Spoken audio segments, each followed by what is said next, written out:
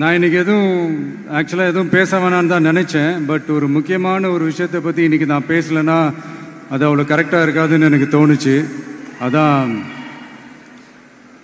அது என்னவா இருக்குன்றது நீங்களே கெஸ் பண்ணியிருப்பீங்க. எஸ், நீட்டை பற்றி தான்.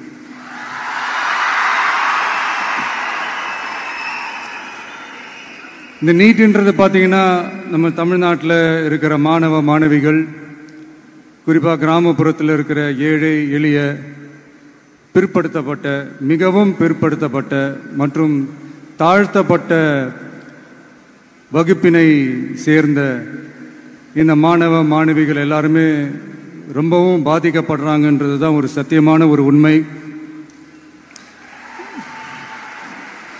இந்த நீட்டை பற்றி ஒரு பிரச்சனையாக நான் பார்க்குறது என்னென்னா, ஒன்று இந்த நீட் இந்த மாநில உரிமைகளுக்கு எதிரானதாக இருக்குது.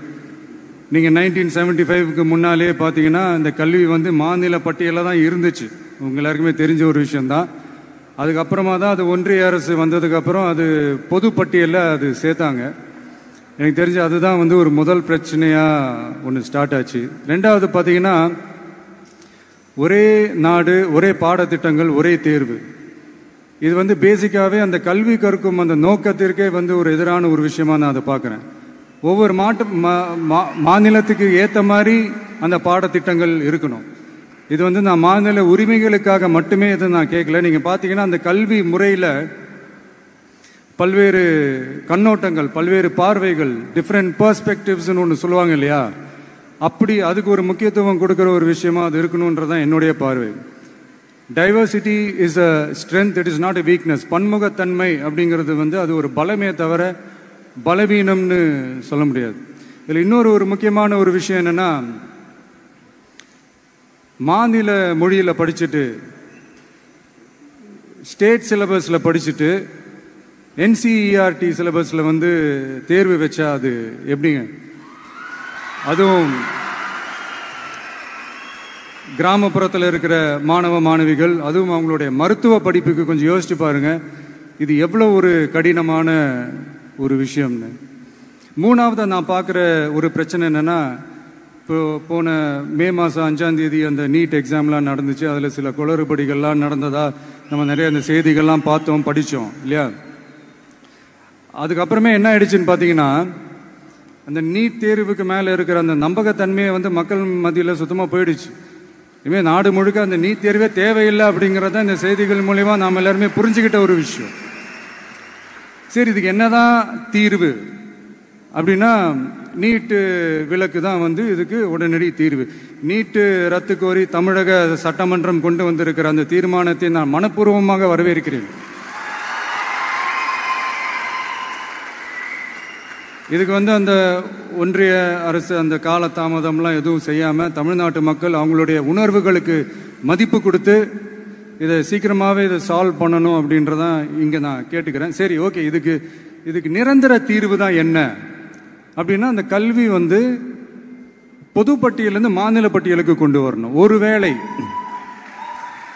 ஒருவேளை அதில் ஏதாவது சிக்கல்கள் இருக்கு அப்படின்னா ஒரு இடைக்கால தீர்வா இந்த இந்திய அரசியலமைப்பு சட்டத்தை திருத்தி ஒரு ஸ்பெஷல் கன்கரண்ட் லிஸ்ட், சிறப்பு பொது பட்டியல் அப்படின்னு ஒன்று உருவாக்கி அதில் கல்வி மற்றும் சுகாதாரத்தை அதில் சேர்க்கணும்.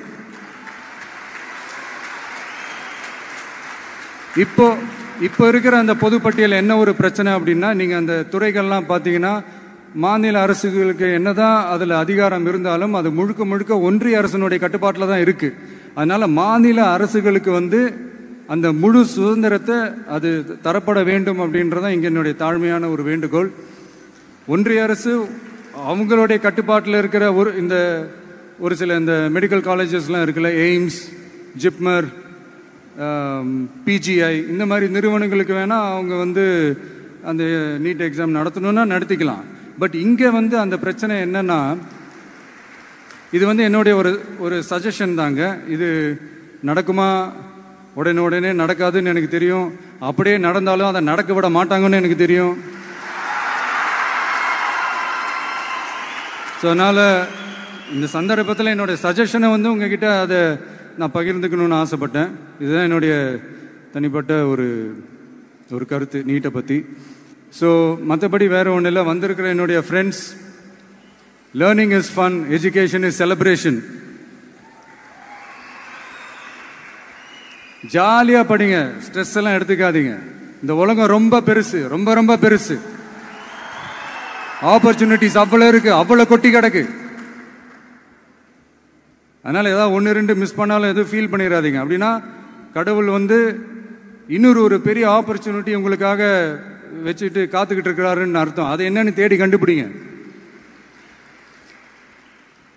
கான்ஃபிடென்ட்டா இருங்க, நல்லதே நடக்கும். வெற்றி நிச்சயம், வெற்றி நிச்சயம். மீண்டும் சந்திக்கும் வரை நன்றி, வணக்கம்.